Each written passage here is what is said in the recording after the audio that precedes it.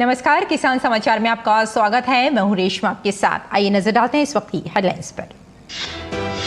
राष्ट्रपति द्रौपदी मुर्मू का उत्तराखंड का 3 दिवसीय दौरा। राष्ट्रपति मुर्मू का पंतनगर के गोविंद वल्लभ भाई पंत कृषि एवं प्रौद्योगिकी विश्वविद्यालय के 35वें दीक्षांत समारोह में छात्रों से संबोधन। प्रधानमंत्री Narendra Modi vocal for local के मंत्र के सहारे आत्मनिर्भर भारत अभियान में जन जन को जोड़ने के लिए प्रयासरत। छोटे और स्थानीय कारीगरों व्यवसायियों को विभिन्न योजनाओं से दे रहे हैं आर्थिक व तकनीकी सहयोग। स्थानीय कारीगरों और उत्पादों की करेंगे ब्रांडिंग। राजधानी दिल्ली में बढ़ते वायु प्रदूषण के कारण लोग परेशान। केंद्रीय प्रदूषण नियंत्रण बोर्ड के अनुसार दिल्ली में वायु गुणवत्ता सूचकांक गंभीर श्रेणी में। 13 से 20 नवंबर तक ऑड इवन लागू। एहतियात के तौर पर 10 नवंबर तक स्कूल बंद रखने का भी आदेश। सुप्रीम कोर्ट ने पराली जलाने की घटनाओं पर पंजाब सरकार को लगाई फटकार। मौसम विभाग की वीरवार तक केरल, तमिलनाडु और पुडुचेरी में तेज बारिश की संभावना। रायलसीमा और दक्षिण कर्नाटक में भी हो सकती है तेज वर्षा। अगले 7 दिनों के दौरान अंडमान और निकोबार द्वीप समूह में कुछ स्थानों पर हल्की से मध्यम वर्षा की भी संभावना। और अब समाचार विस्तार से। राष्ट्रपति द्रौपदी मुर्मू उत्तराखंड के 3 दिवसीय दौरे पर हैं। राष्ट्रपति मुर्मू ने पंतनगर के गोविंद वल्लभ पंत कृषि एवं प्रौद्योगिकी विश्वविद्यालय के 35वें दीक्षांत समारोह में छात्रों को उपाधियां प्रदान की। दीक्षांत समारोह में वर्ष 2022-23 में पाठ्यक्रम पूरा कर चुके 1041 विद्यार्थियों को उपाधियां प्रदान की गईं। इनमें 626 स्नातक, 310 स्नातकोत्तर और 105 पीएचडी की उपाधियां शामिल हैं। शैक्षणिक आधार पर 11 कुलपति स्वर्ण पदक, 11 रजत पदक और 10 कांस्य पदक भी दीक्षांत समारोह में प्रदान किए गए। 2 विद्यार्थियों को भारत रत्न पंडित गोविंद वल्लभ पंत अवार्ड से सम्मानित किया गया। राष्ट्रपति द्रौपदी मुर्मू ने गोविंद वल्लभ पंत कृषि एवं प्रौद्योगिकी विश्वविद्यालय पंतनगर के 35वें दीक्षांत समारोह को संबोधित किया। उन्होंने कहा कि देश के पहले कृषि विश्वविद्यालय ने कृषि के क्षेत्र में अमूल्य योगदान दिया है। देश का ये प्रथम कृषि विश्वविद्यालय शुरुआत से ही कृषि शिक्षा, अनुसंधान और प्रसार के लिए उत्कृष्टता का केंद्र बन गया था। मुझे ये भी बताया गया है कि 11,000 एकड़ से फैला ये विश्वविद्यालय दुनिया के सबसे बड़े विश्वविद्यालयों में से है। इस मल्टीडिसिप्लिनरी विश्वविद्यालय के परिसर में 8 महाविद्यालय कार्यरत है। पंतनगर कृषि विश्वविद्यालय के एक उत्कृष्ट ब्रांड के रूप में जाना जाता है। राजधानी दिल्ली में बढ़ते वायु प्रदूषण के कारण लोग काफी परेशान हैं। केंद्रीय प्रदूषण नियंत्रण बोर्ड के अनुसार दिल्ली में वायु गुणवत्ता सूचकांक गंभीर श्रेणी में बना हुआ है। मौजूदा हालात को ध्यान में रखते हुए कई कदम उठाए जा रहे हैं। 13 से 20 नवंबर तक ऑड इवन लागू किया गया है। वहीं एहतियात के तौर पर 10 नवंबर तक स्कूल बंद रखने का भी आदेश जारी किया गया है। दिल्ली एनसीआर में लगातार बढ़ रहे प्रदूषण को लेकर सुप्रीम कोर्ट का रुख काफी सख्त हो गया है। पराली जलाने की घटना रोकने में नाकाम पंजाब सरकार को भी कड़े शब्दों में निर्देश जारी करते हुए कहा कि पराली जलाने पर तुरंत रोक लगानी चाहिए। साथ ही वाहनों की ऑड इवन व्यवस्था को लेकर भी सुप्रीम कोर्ट खुश नहीं है। इस नीति को दिखावा बताते हुए अदालत ने कहा कि दिल्ली सरकार पहले भी ये पॉलिसी लेकर आई थी, पर क्या ये कामयाब हो पाई है? मामले पर कदम उठाने के बजाय राजनीति करने को लेकर सर्वोच्च अदालत ने कहा कि हर समय राजनीतिक आरोप प्रत्यारोप नहीं हो सकते। हम चाहते हैं कि पराली जलाना रोका जाए। हम नहीं जानते कि आप इसे कैसे करते हैं, लेकिन ये रुकना चाहिए। लगातार बढ़ रही पराली जलाने की घटना पर सुप्रीम कोर्ट ने कहा कि पराली जलाना बंद होना चाहिए और अभी ऐसा लगता है कि इसे रोकने की कई गंभीर कोशिश नहीं की जा रही है। अदालत ने कहा कि साल दर साल दिल्ली के लोगों को खराब वायु गुणवत्ता का शिकार होना पड़ता है और इसका सेहत पर बुरा असर पड़ता है। पंजाब सरकार भले ही लाख दावे करे, लेकिन राज्य सरकार पराली जलाना नहीं रोक पाई। कोर्ट ने पंजाब से कहा कि पराली जलाने पर तुरंत रोक लगनी चाहिए। हम आज ही निर्देश जारी कर रहे हैं। साथ ही स्थानीय प्रशासन पर जिम्मेदारी डालते हुए कहा कि एसएचओ सुनिश्चित करें कि उनके इलाके में पराली नहीं जलाई जाए। साथ ही दिल्ली सरकार को भी निर्देश दिए कि वो सुनिश्चित करे कि कूड़ा नहीं जलाया जाए। कोर्ट ने कहा कि कैबिनेट सचिव अभी राज्यों से मीटिंग करें ताकि प्रदूषण पर लगाम के लिए जरूरी कदम उठाए जा सकें। दिल्ली पॉल्यूशन कंट्रोल कमेटी के चेयरमैन को अगली सुनवाई में व्यक्तिगत रूप से पेश होने को कहा गया है और मामले की अगली सुनवाई शुक्रवार को होगी। बता दें कि पंजाब में पिछले 2 महीनों में धान की कटाई का मौसम शुरू होने से लेकर अब तक खेतों में पराली जलाने की लगभग 12,000 से अधिक घटनाएं सामने आई हैं। प्रशासन ने केवल 973 घटनाओं में ही कार्रवाई की है और पर्यावरण मुआवजा लगाया है।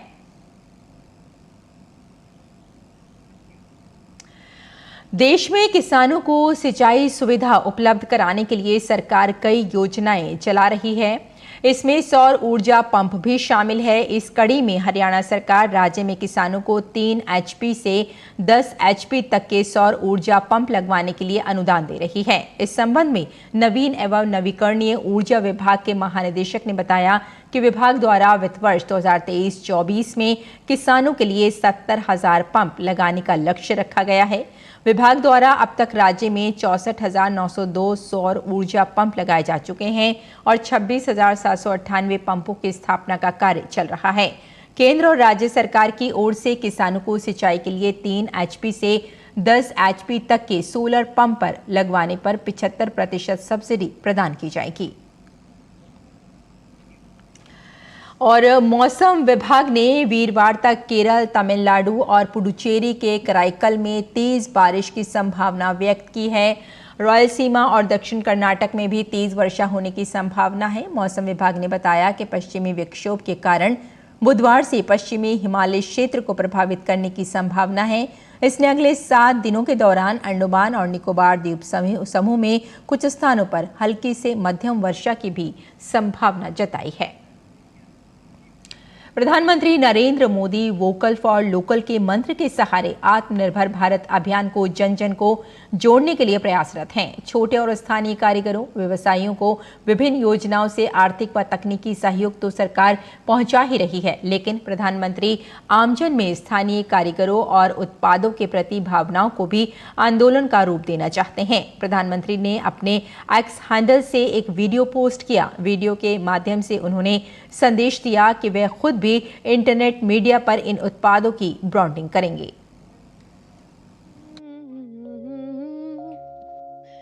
सोशल मीडिया का युग है जहां हर कोई स्टोरी टेलर है। सोचिए अगर हमने किसी अपने की स्टोरी डाल दी और उसकी जिंदगी एकदम ब्लॉकबस्टर हो जाए तो कितना अच्छा रहेगा रे।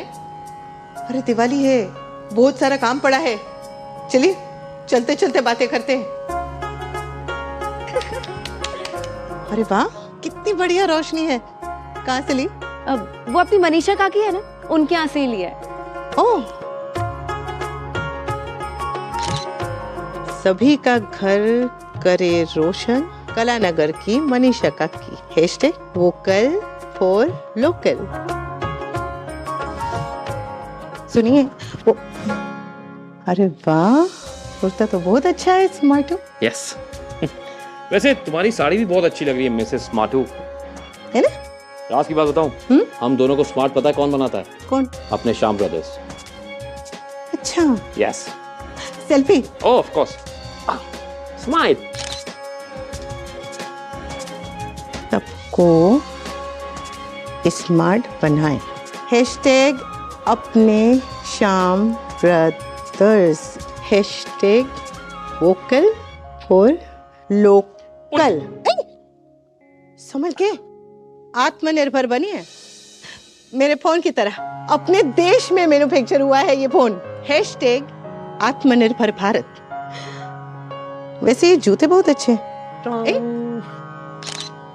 सारी दुनिया को अपने कदमों पे लाए आगरा में बने ये shoes. #Make in India, #vocal for local. ये देखो, यूपीआई से पेमेंट किया है, जिसका गुणगान पूरी दुनिया कर रही है। #Digital India. बिल्कुल, कोई शक? चलो।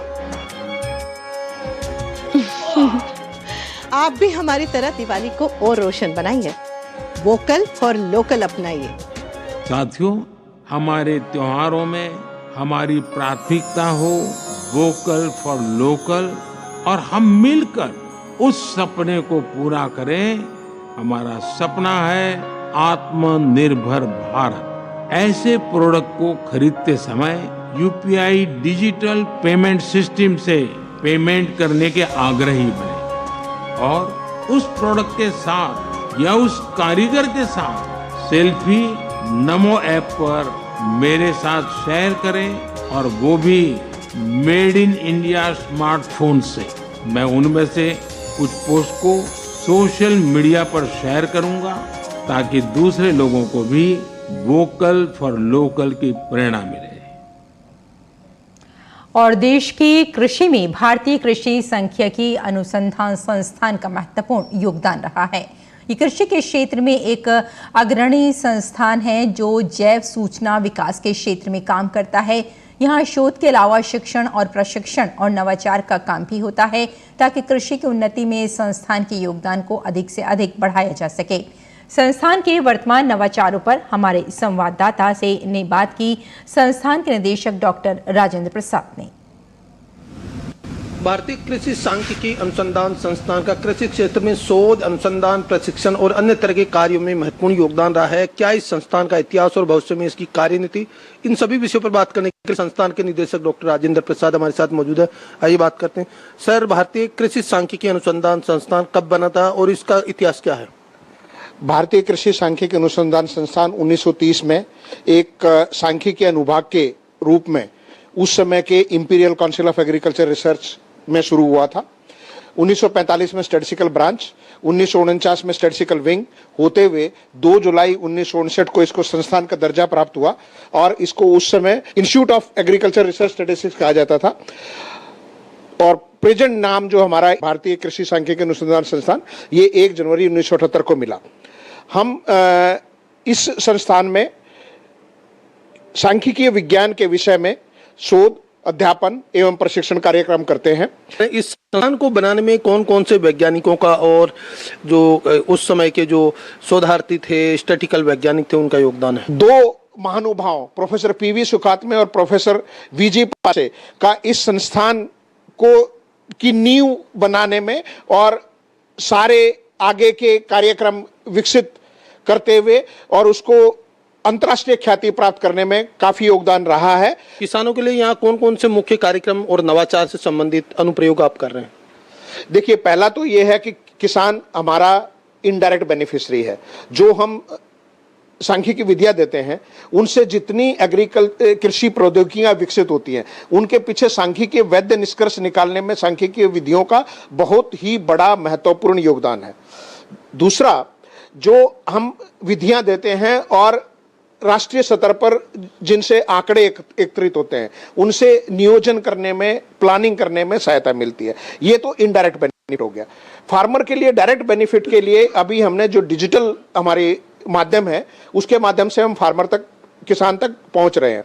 बहुत सारे हम प्रशिक्षण कार्यक्रम अटारी और कृषि विज्ञान केंद्रों की सहायता से डिजिटल सर्विसेज जो हैं उन पर किसानों के लिए कर रहे हैं। उसके अलावा हमारे पास एक केवीके पोर्टल और केवीके मोबाइल ऐप है। केवीके पोर्टल और केवीके मोबाइल ऐप के थ्रू जितने कार्यक्रम कृषि विज्ञान केंद्रों में होते हैं उनकी जानकारी किसानों तक पहुंच जाती है और किसान उसका लाभ उठाते हैं। एक तो ये है। दूसरा, हमने जो है डिजिटल इंडिया कॉर्पोरेशन मैटी के साथ मिलकर 16 जुलाई 2021 को एक नया पोर्टल चालू किया है जो कि किसान सारथी है। किसान सारथी में अभी तक 1 करोड़ से ज़्यादा किसान रजिस्टर्ड हो चुके हैं।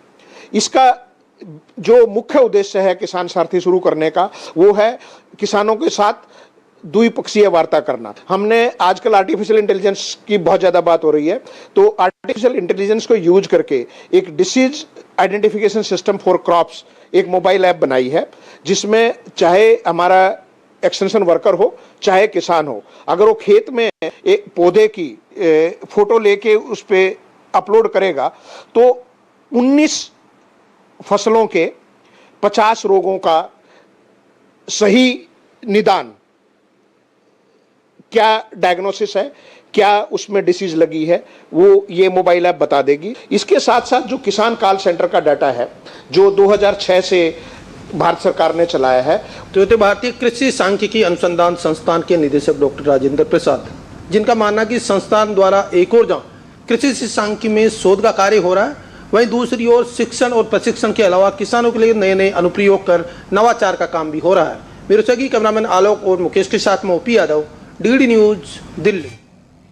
और आइए अब जानते हैं मंडी भाव को।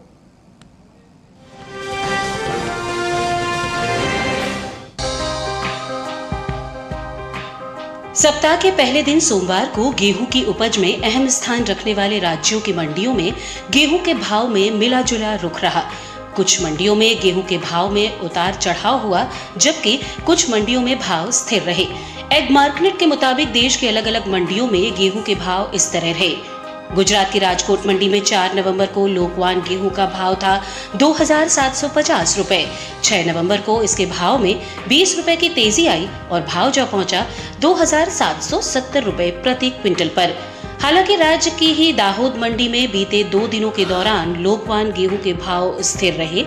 यहां 4 और 6 नवंबर को लोकवान गेहूं 2,950 रुपए पर बिका, जबकि मध्य प्रदेश की खातेगांव मंडी में इस दौरान गेहूं के सौदों में नरमी के साथ कारोबार हुआ। यहां 4 नवंबर को गेहूं का भाव था 2,575 रुपए। 6 नवंबर को इसके सौदे 35 रुपए लुढ़क कर 2,540 रुपए पर हुए।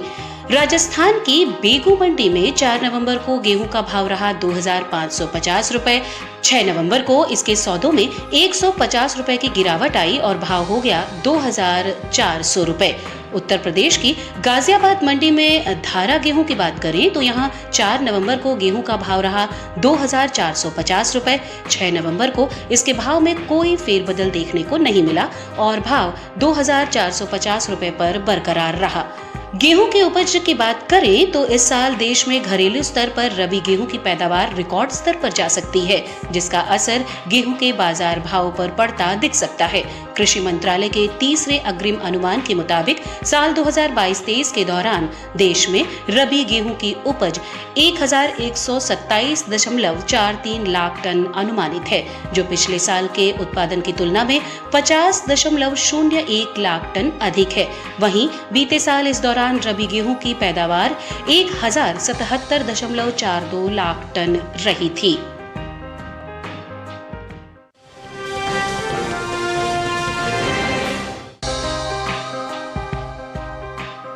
सोमवार को चने के सौदों में उठापटक के साथ कारोबार हुआ। राजकोट और दाहोद मंडी में चने के सौदे मजबूती के साथ हुए। वहीं मालपुआ और गाजियाबाद मंडी में चने के भाव में नरमी देखने को मिली। बात इसकी आवक की करें तो इन दिनों ज्यादातर कृषि उपज मंडियों में चने की आवक सामान्य बनी हुई है।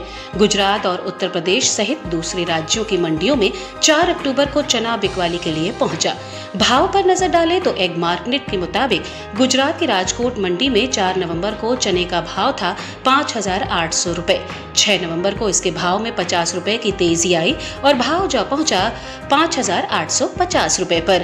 राज्य की ही दाहोद मंडी में इस दौरान चने के सौदों में बढ़त के साथ कारोबार हुआ। यहां 4 नवंबर को चने का भाव रहा 6,020 रुपए। 6 नवंबर को इसके सौदे 5 रुपए चढ़कर 6,025 रुपए पर हुए, जबकि राजस्थान की मालपुरा मंडी में 4 नवंबर को चने का भाव रहा 5,960 रुपए। 6 नवंबर को इसके सौदे में 60 रुपए की गिरावट आई और भाव हो गया 5,900 रुपए।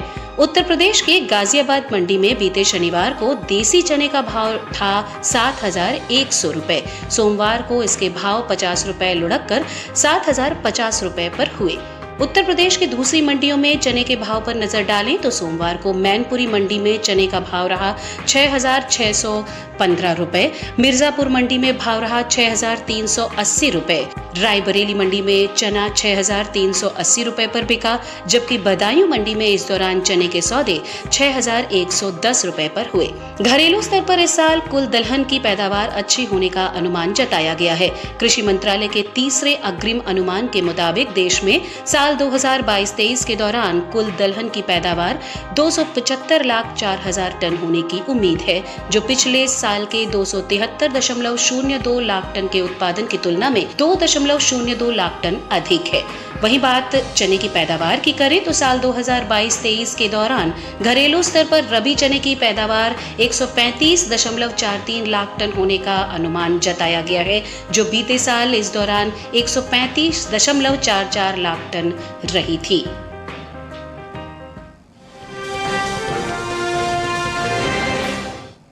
और आइए अब जानते हैं कि किसान इस मौसम में कैसे रखें अपनी खेती का ख्याल।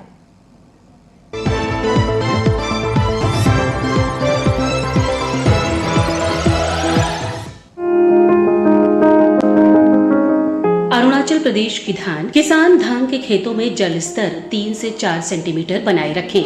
वहीं यहां धान में ब्लास्ट रोग दिखाई देने पर इमिडाक्लोप्रिड का छिड़काव करें। अरुणाचल प्रदेश में संतरे के बगीचों में उचित जल निकासी बनाए रखें। इस मौसम में फलों में चूसक कीट का खतरा रहता है। ऐसे में गुड़ और संतरे के रस को बोतल में भरकर संतरे के बगीचों में लटका दें। अरुणाचल में किसान टमाटर की पकी फसल की तुड़ाई कर लें। अगर टमाटर में झुलसा रोग दिखाई दे तो ऐसे संक्रमित हिस्सों की छंटाई करके खेतों से दूर फेंक दें। और अगर संक्रमण अधिक हो तो पाश्चिक अंतराल पर आवश्यक दवाएं छिड़कें। अरुणाचल प्रदेश में ही अदरक के खेतों में जल निकासी बनाए रखें। अदरक में मुरझा रोग दिखाई देने पर खेतों में बोर्डो मिश्रण डालें। अरुणाचल प्रदेश में मिर्च में पाउडर फफूंदी से बचाव के लिए प्रोपीकोनाजोल का स्प्रे करें। असम के किसान आलू के लिए खेत तैयार कर लें। खेत तैयार करते वक्त जमीन में यूरिया का इस्तेमाल करें। आलू की बुवाई से पहले इनके बीजों को उपचारित जरूर कर लें। असम में ही आलू की पहले से खड़ी फसल में अगर लाल चींटी का प्रकोप दिखाई दे तो जरूरी दवाएं छिड़के। असम में इस मौसम में कुट्टू की बुवाई की जा सकती है। कुट्टू की बुवाई के लिए खेत तैयार करें। प्रति बीघे में यूरिया और गोबर की खाद का इस्तेमाल जरूर करें। असम में लंबे और गोल बैंगनों की विभिन्न किस्मों की बुवाई की जा सकती है। साथ ही यहाँ फूल गोभी की उन्नत जापानी और पूसा सिंथेटिक जैसी किस्मों की नर्सरी लगाई जा सकती है। असम में ही सभी गोभी वर्गीय सब्जियों जैसे पत्ता गोभी और ब्रोकली की भी बुआई की जा सकती है।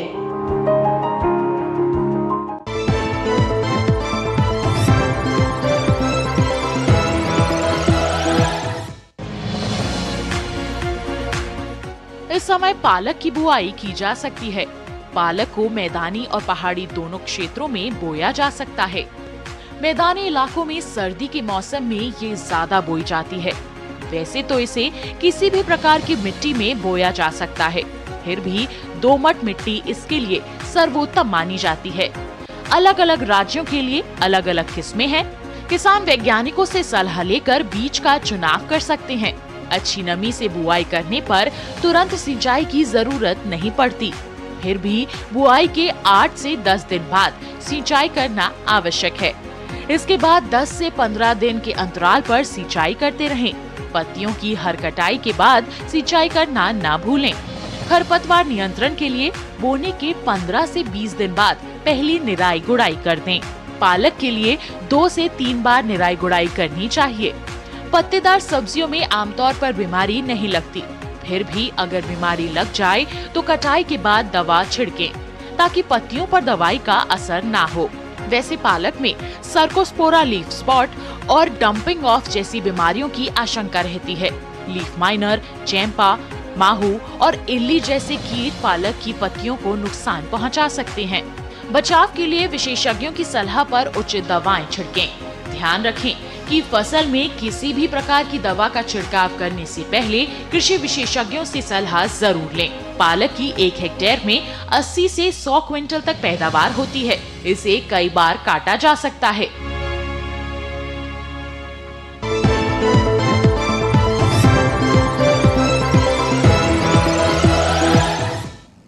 और खेती किसानी के साथ साथ आइए नजर डाल लेते हैं कुछ और महत्वपूर्ण खबरों पर। खास खबर में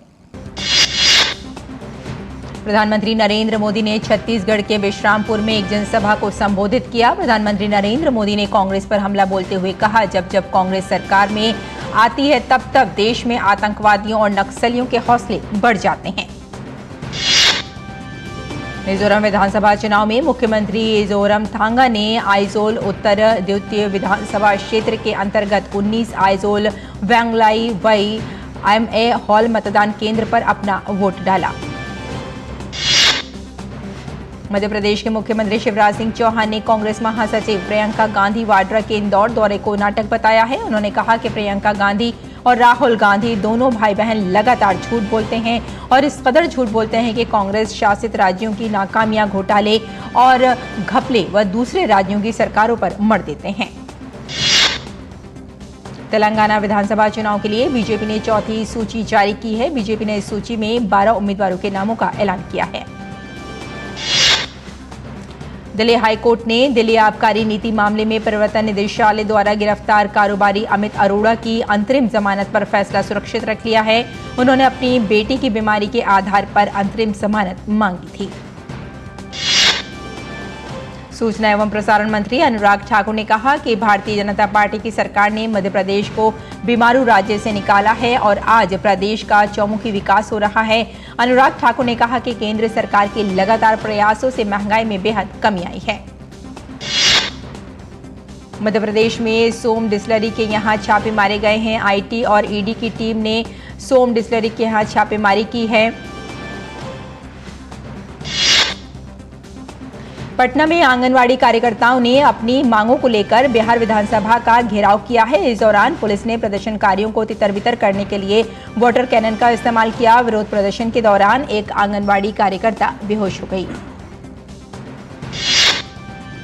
आईटी राज्य मंत्री राजीव चंद्रशेखर ने एक्स प्लेटफॉर्म पर लिखा कि प्रधानमंत्री नरेंद्र मोदी जी की सरकार इंटरनेट का उपयोग करने वाली सभी डिजिटल नागरिकों की सुरक्षा और विश्वास सुनिश्चित करने के लिए प्रतिबद्ध है। आईएमएफ के कार्यकारी निदेशक और पूर्व मुख्य आर्थिक सलाहकार केवी सुब्रमण्यम ने बताया कि अगर विश्वसनीय आंकड़ों के हिसाब से देखें तो हमारे देश में रोजगार की स्थिति में काफी सुधार देखने को मिला है। साथ ही उन्होंने कहा कि हमें अविश्वसनीय आंकड़ों पर ध्यान नहीं देना चाहिए। तो किसान समाचार में फिलहाल इतना ही। अनुमति दें। नमस्कार।